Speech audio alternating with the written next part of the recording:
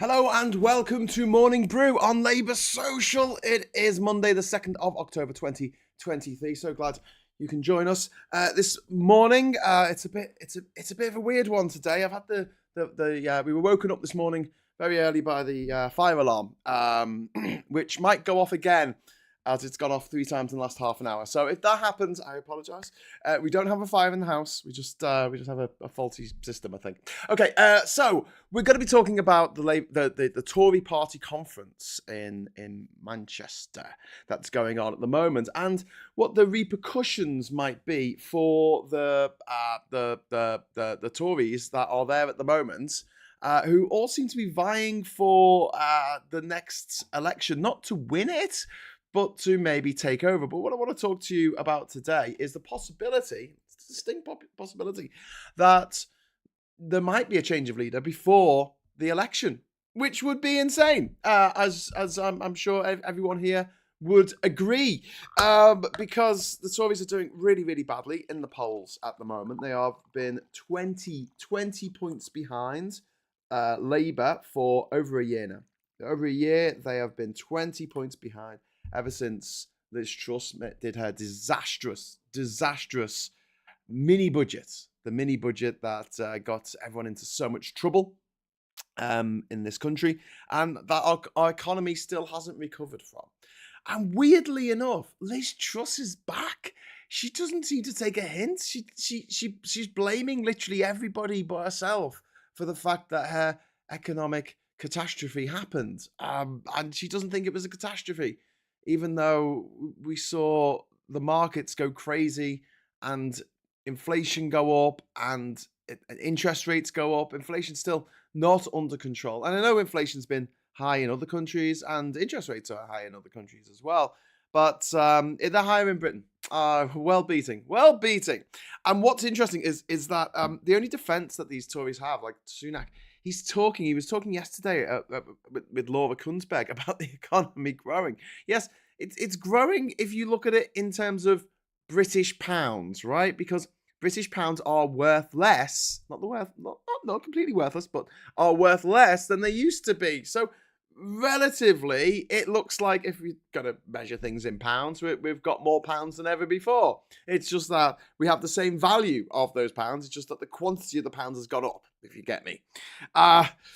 If you want a real measure of our output, of our economy, have a look at the dollar GDP. And I know I've been banging on about this for the last few weeks, but it's really important that we get across to people who might be minded to vote for the Conservatives for whatever reason, that the British economy has not grown significantly, or really at all, since its last high in 2007. And people might say, well, the economy there was overheating and that's why, we had the credit crunch, etc., etc. Yes, and I understand that we have had COVID since then. But we've also had austerity and Brexit, two things that we didn't need to have, two things that the Tories brought in. Now, other countries did austerity as well, and it wasn't particularly successful in other countries that it was brought into, depending on how it was done. But the idea of everyone having, well, the 99% of us who are multi-billionaires having less money doesn't drive an economy. What drives an economy is more people, more of us, more of the general population having more money to spend on stuff that we don't necessarily need. Because, you see, the thing about the stuff that we don't necessarily need, it drives the economy and it also raises a lot of tax for the government. So it's like a double win. But no, the Tories didn't want that. They wanted to take everyone's money away because people who read the Mail get very angry if people who don't have much money have a flat screen TV. Or they have a drink now and again. How dare they live? They should just survive. They should eke out a meager existence. Or the great line about if you're having trouble literally feeding your children, even though you got 3 jobs and you're a full-time carer for your kids, you apparently you shouldn't have had kids in the first place because you should have realised that you wouldn't be able to afford them. So that's an argument that we should flip over to the people whinging about having to pay VAT on their exorbitant school fees. We should say, well, if you couldn't afford it, you shouldn't have kids. or just, put them in a state school. So you have a vested interest in improving our state school system, which would help.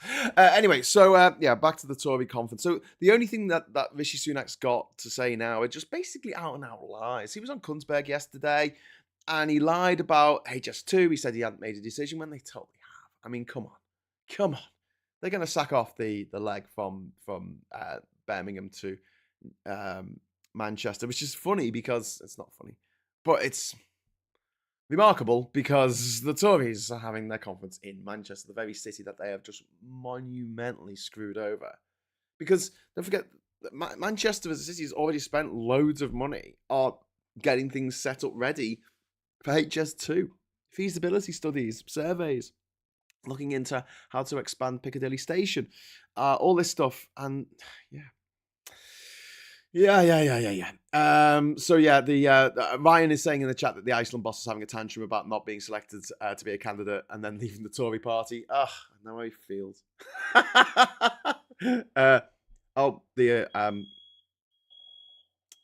The alarm's going off. Sorry. I hear that in the background. Yes, the smoke alarm's going off. Don't worry. It's okay. It's a bit off-putting when you're doing a live show, though, and you can't go and check. But there's a couple of people in the house, so hopefully they can let me know if there is a reason for leaving. It should go off after 30 seconds. The problem is that all of our smoke alarms in the house are all Wi-Fi to each other. So one doesn't go off, they all go off. And because my partner is deaf, we have a deaf setup which involves a flashing light and a pad that just starts jumping around like a Mexican jumping bean when the alarm goes off. And so when I was woken up at 6:30 this morning with like a siren flashing, a siren going off and the lights flashing in the room, I thought, oh God, what is going on? It's the worst possible way to wake up. Anyway, back to the Tories. So it's like Sunak's not got a leg to stand on. It was really interesting yesterday to see people like Kemi Badenoch and Kemi Badenoch and Cruella Braverman and Jeremy Hunt to some extent, and also Michael Gove, kind of undermining what Sunak is saying and what he's doing. And it seems to me that they are all vying for this leadership position. But do they want it before the general election? And I don't know. I mean, they would be mad to become prime minister for literally a couple of months and then lose an election by the biggest landslide since 1997. Perhaps even bigger. Maybe if the polls stay the same, touch wood, everything, fingers crossed. I know things can change, but generally speaking, they're going to lose. So would you want that position? So what I'm thinking is that actually these MPs are jockeying for position to take over once Labour is in. Once the Tories, sorry, stop saying Labour. That's what Susan Hall did, didn't she? She said, I'm going to be the first female Labour mayor. And she went, London mayor. Yeah, anyway, but, I'm not running for London mayor, so who cares? The next Tory leader in opposition. And depending on how they go. Now, we've had this conversation with Phil where I've gone, because he thinks that they might go for full crazy, let's pick the worst possible candidate and ensure that they lose in 2029 as well, which would be Suella Braverman. I mean, she's awful. She is just a toxic character. But I would beware of celebrating her becoming leader of the Tories, even if you think that it means that the Tories are going to be locked out of power for a long time. There's a couple of reasons for this. First of all, I don't want that platform. I don't want to see her horrible face every day going, I don't like immigrants. Oh, I don't like people from other countries. And I'm like, oh my God, what is wrong with you? Why are you so racist? I shouldn't really say this, but I'm just going to repeat what some people of colour have said about Suella Braverman, which is this: she wouldn't get away with it if she was white.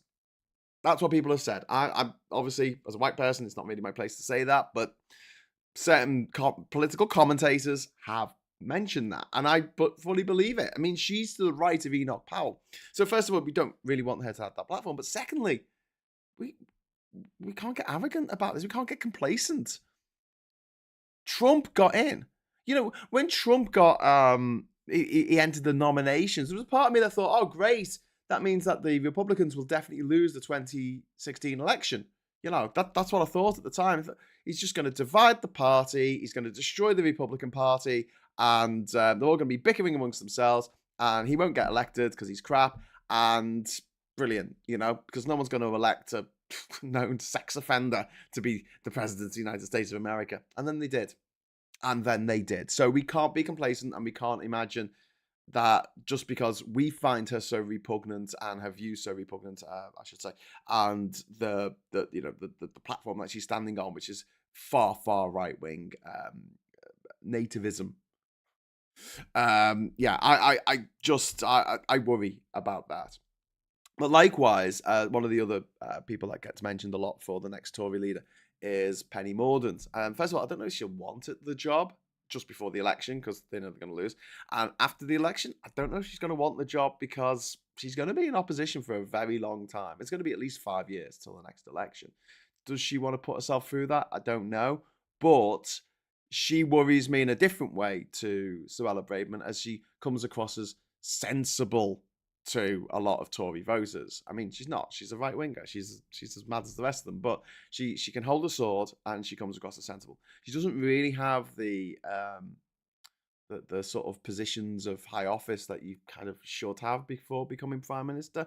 But Liz Truss could say, "Yeah, I've been doing trade deals." Oh my God, she was great, wasn't she? So that's where experience gets you. But the big problem that we've got going forward with the Tory party, and I'll come into your comments in a moment, is that the whole of the mindset of the Tory party at the moment is so influenced by Tufton Street, 55 Tufton Street. And I know this has become like a kind of bête noire for the left. It's kind of like, this place where we go, oh, there's all conspiracies going on in 55 Tufton Street, ranging from, these oil exploration licenses, from the back healing, the back, backtracking over net zero and all the environmental pledges, to the cutting down of a tree in the National Trust Park that was obviously done as a professional hit job by someone who had a major beef with the National Trust. I can't imagine anyone who's got a big, massive beef that's quite public with the National Trust. I'll leave you to draw your own conclusions there. But yeah, I mean, it can go from one to the other. I'm not saying that was them. I'm just saying allegedly that some people have said that on social media, and I'm just repeating what they're saying. I don't know if it's true or not, but it probably is. But yeah, the Tufton Street think tanks, which are mysteriously funded. No one will tell us who funds these things, like the IEA and Civitas and Restore Trust, and we don't have any way of finding out that information.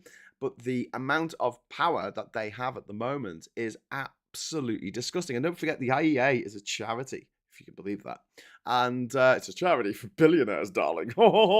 And they have such a reach over not just the Tory party, but also the political narrative and our dialogue that happens in our country. Because every time I turn on my freaking TV, I don't watch TV. I mean, every time I watch a clip of TV on the internet, every time I watch a clip of TV on the internet, normal TV, terrestrial TV, on the internet, I see a panel, a political panel, and there's always some representative from Tufton Street, whether it's the IEA, whether it's Civitas, whether it's one of the others. Now, Civitas, I'm going to do a video about this later. It's put out a absolutely erroneous report that I think Phil said wouldn't pass muster for a GCSE student, about how net zero was going to cost every family in the UK £6,000 each, which was bullshit from top to bottom, left to right. It's going to cost every family £6,000 each, or maybe their lives, if we don't do something about it. So the cost of not doing anything is a lot bigger than the cost of doing something, and then the cost of doing something is a lot less than £6,000 per family.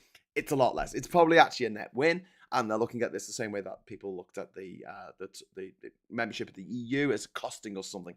The membership of the EU, can't stress this enough, we got 1.9 billion a week from the EU in subsidies, in interest, investments, in trade from the EU. 1.9 billion a week. So when Boris Johnson was going around on his bus saying the EU was costing us X amount, no, it was making us at least £1.5 billion a week. And that's one of the reasons why we're seeing our economy drop so dramatically as a result of us leaving the EU. And the Brexit referendum in total so far has cost way over two trillion pounds now. And I know that sounds like an insane made up figure. If you had that in £50 notes, as I often say, it would actually be 10 times higher than the International Space Station. If you had a stack of £50 notes, 2 trillion would be 10 times higher than the International Space Station. It's a lot of money. 1 trillion of that was assets that have now left the country because of Brexit. At least 250 billion of which went out the country via Barclays to apply to the High Court in London to take this money out and put it in Dublin where it was safer. So it's not just assets that have gone as well. It's the economy that should have grown but hasn't. We're still on $3 trillion, which is what the GDP was 16 years ago. It's just got like this. I know it looks like it's gone up and down a bit, but it's just gone. You could just draw a straight line between those 2 points with a ruler and go, our economy has not grown at all. In the same period, the German economy has grown over $1 trillion, and we were on course to overtake the German economy. So it's a safe bet that had we not Brexited, our economy would be looking more around maybe $4.5 trillion now, even with COVID, because Germany had COVID. And that just shows you what sort of, what we're up against at the moment. But I do worry about, because I'm a worrier, I do worry about anyone who's made Tory leader. I would personally prefer it to be, if I had to choose someone, I would choose someone who is really boring, who's just an absolute, he's not going to set anyone, or she's not going to set anyone's world on fire. No one's going to get excited or decide to march up and down the street in goose-step fashion behind them. That's what I want. That's what I want. So anyway, right, into the chat now. Sorry, it's a bit late getting started, wasn't I? The alarm's going off. I do apologise. At least I've got a good excuse. And also, my younger stepdaughter is not feeling so well as well today. It's all happening. It's all happening. So they've just been to the doctors and just got back just before the show was about to start. Anyway, moving on. Mike Higgins, could think tanks that don't reveal their income sources be investigated for money laundering? I'd love that.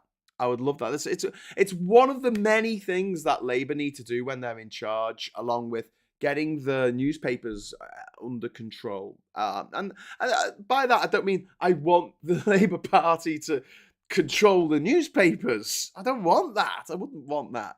I want the newspapers to have a watchdog that has some teeth, that actually can say, you just massively lied to all of your readers.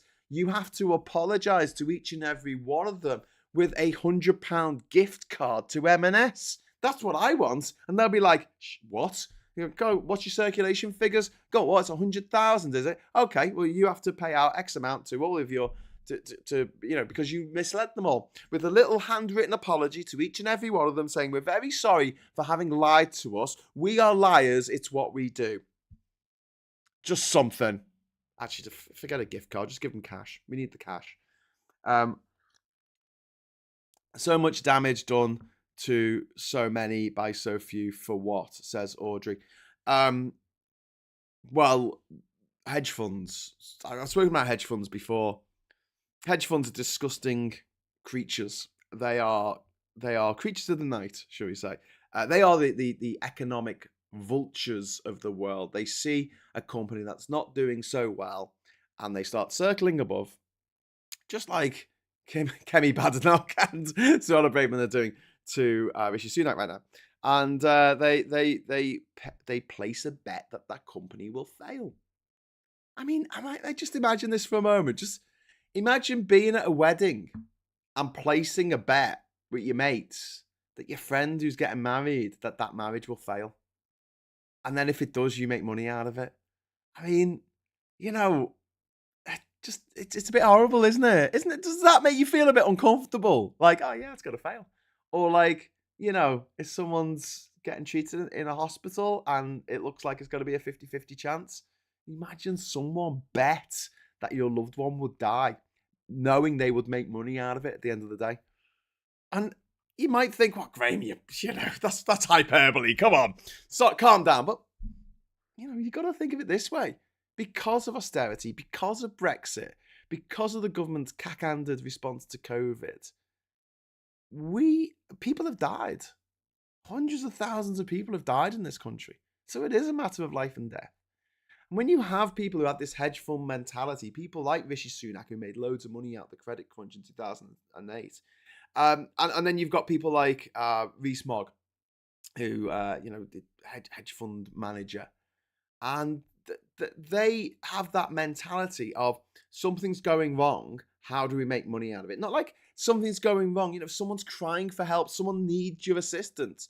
Their first instinct isn't to go and help. Their first instinct is, how can I make money out of this?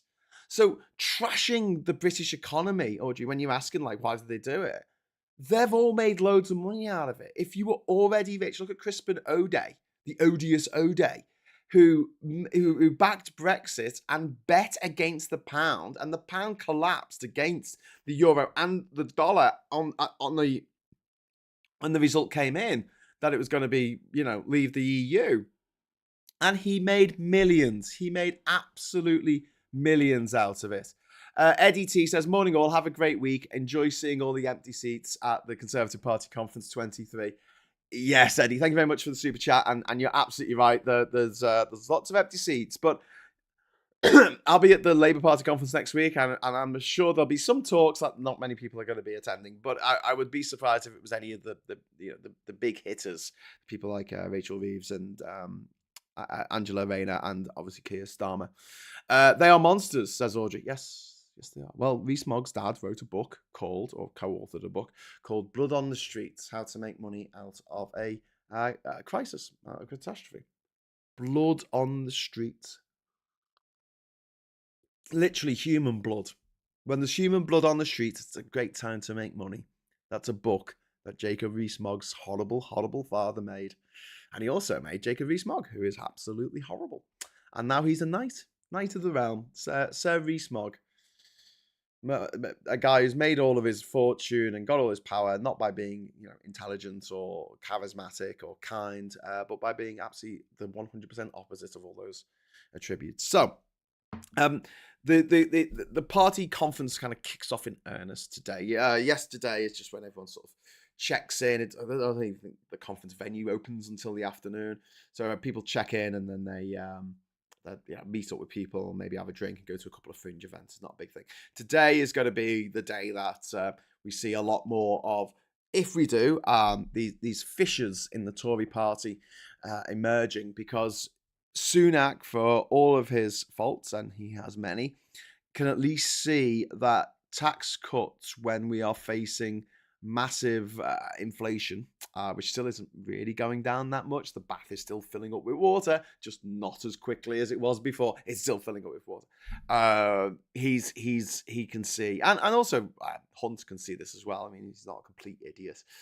They can see that the idea of cutting taxes at this point, and Jeremy Hunt said, I think today, that they're not going to cut taxes this year, but next year, just we'll leave that option open, which is a classic politician trick of just, and also, I mean, when he says keep option open, I, in a weird way, I respect that more than when Starmer says that there's no chance of rejoining the single market. I hate that he sort of shuts that down. I wish he would say instead, we have no intention at this time to rejoin the single market, but in the future, depending on economic circumstances and also the will of the people, if the people want us to rejoin the single market, obviously we will listen to the people and be led by the people. That would be my response, because then you're putting all the onus and blame on the people, which is kind of like this amorphous blob, which doesn't really mean anything, but gets your point across, and you don't have to be accused of doing a U-turn later on when you decide to not do that thing to do that thing that you said you wouldn't do, or vice versa. Indeed. I'm running out of time, Audrey. Sorry, I'm really sorry to hear that. Responding to Plum Duff saying Hancock makes me puke. Yeah, Hancock is just a ridiculous little man, and the fact that he's still an MP. He's still an MP.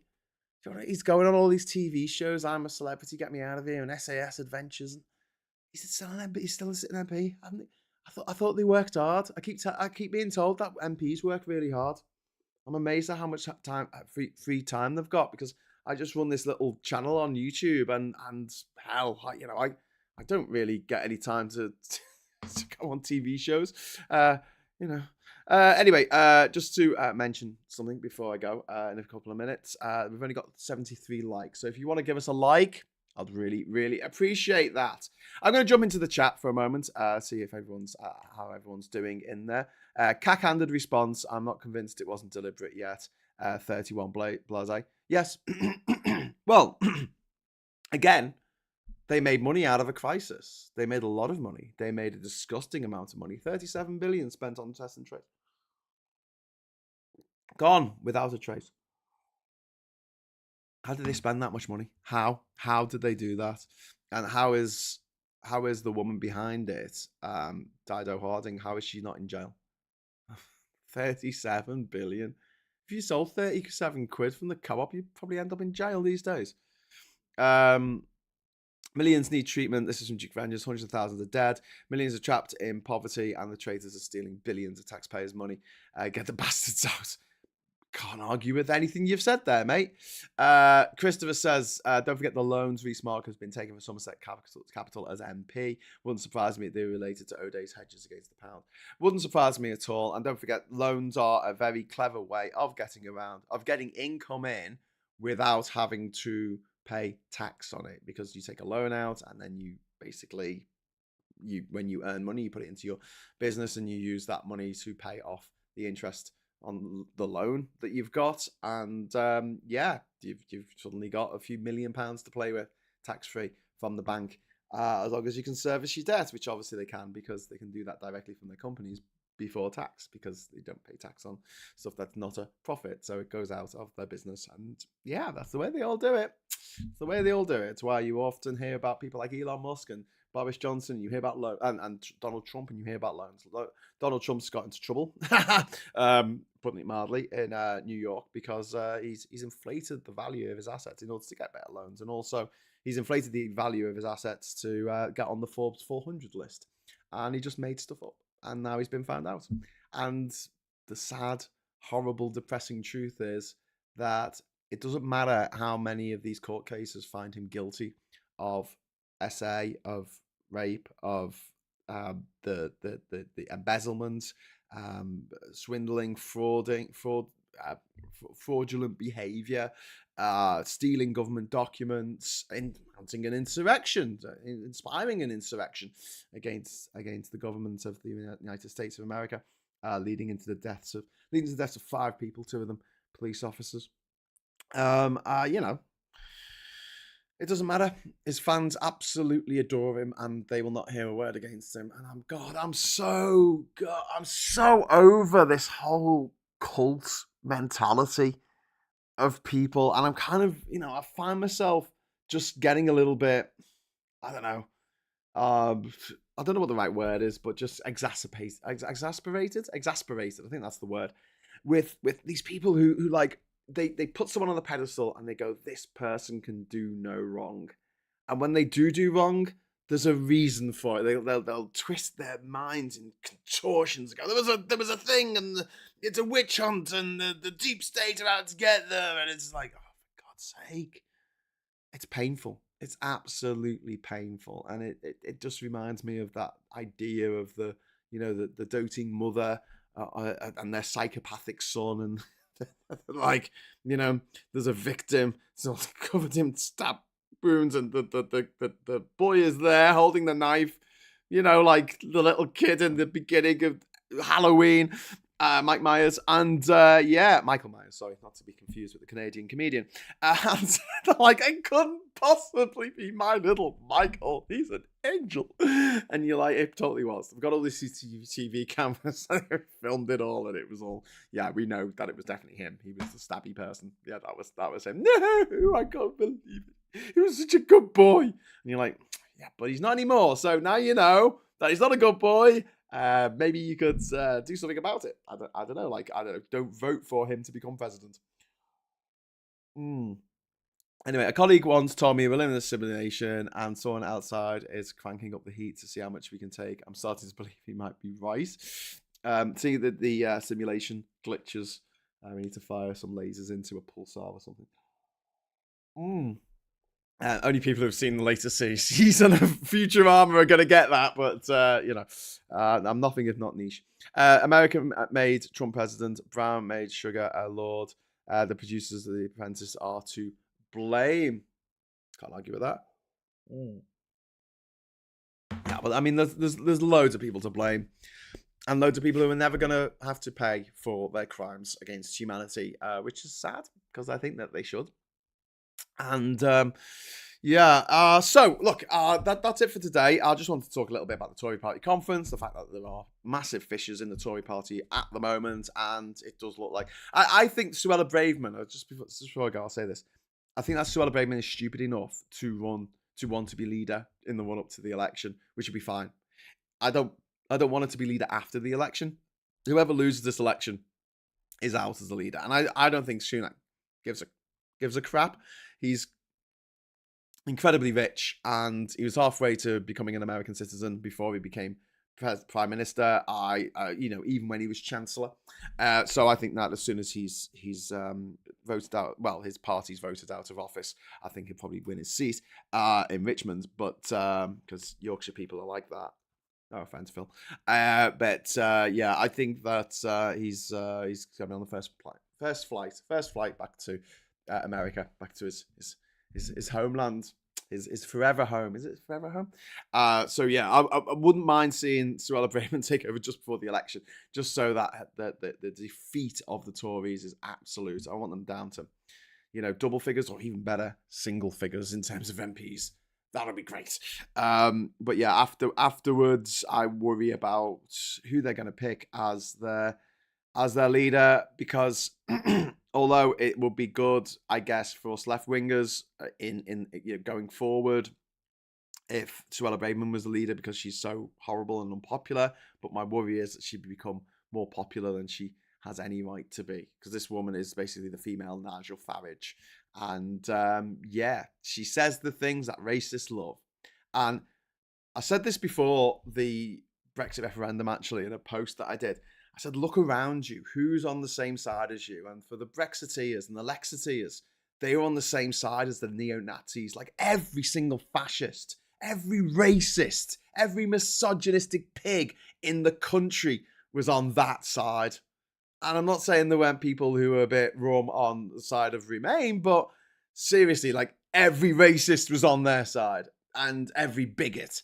And you see this with racist anyway. You see this at the moment in Australia. They're having a vote to allow more representation of Aboriginal peoples from across Australia in their government to redress the balance. It's been incredibly European dominated parliament British dominated actually for 200 odd years now. So it's time now, ladies and gentlemen, for obviously before 1901 it was British, but a British parliament. Anyway, it's been dominated by Europeans for all these years. And when the people of Australia look behind them and go, who's on my side? The people who are against this, giving the Aboriginal people their voice, is every racist in Australia. So that should tell you everything you need to know about what side you should be on.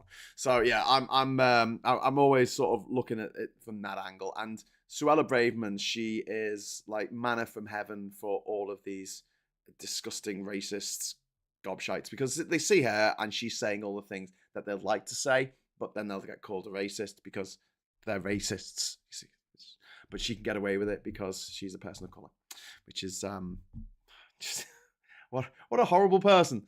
So yeah, I hope that she's not the leader after the election, because although in some ways it'll be good for Labour that they have a leader who's mad, Tories have a leader that's mad. It will be bad in another way because it's platforming those opinions, those faragist, fascist, Furist opinions, which I vehemently disagree with. Anyway, so I've got to go.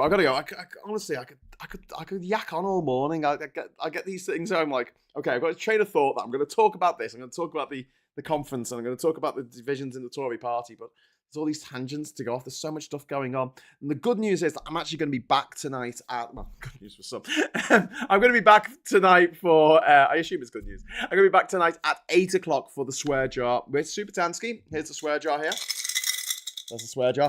That's at 8 o'clock tonight. And tomorrow, I'm going to be, Phil's going to be here in the morning to start with, at 9:30, taking over from me for Morning Brew. And at 9 o'clock tomorrow, we are doing a new show called Geoscope. And it's going to be me and Ollie, Bowler Hatman, and we're going to be talking about international politics. And this week, we're going to be focusing on the Nagorno-Karabakh conflict between Azerbaijan and Armenia. So if you want a little bit of international politics, that's going to be tomorrow night at 9 o'clock. So look out for that. So make sure that you subscribe. Make sure you click on the bell notification icon so you get a little buzz in your pocket when we go live. And aside from all that, next week, today, in 1 week's time, I will be appearing on a panel with Phil Morehouse, with Supertansky, with Femi, and also with MARINA PURKISS, and we're going to be talking about social media and how we got it to work for us in a political sense over at the Labour Party conference. It's going to be a fringe event held in the Baltic Triangle. If you want tickets for that, tickets are limited. There's only a few left, so if you do want one, please get a ticket in advance, because I don't know if there'll be any left on the door, but the link is below in the description. And if you are a member of this channel or one of my patrons or one of the Labour Socials patrons, you can get in for free using a code. If you haven't got that code, please get in touch with me. It should be, there's a notice on Patreon that gives you the code, so you can use that. Right then, whew. Okay, thank you very much. Thank you. Good lineup, Graham. Thank you very much, Audrey. Yes, I think it is. I think it is, but you know, what do I know? Anyway, I know that it's time to go and listen to James O'Brien. So you go do that, and I'll see you at 8 o'clock tonight for the swear jar. And I'll try not to just press on the wrong thing on my mouse, because that would be embarrassing. And until next time, I'll say thanks for watching, thanks for the super chats, thanks for the chat, and hello, good evening, welcome, and goodbye.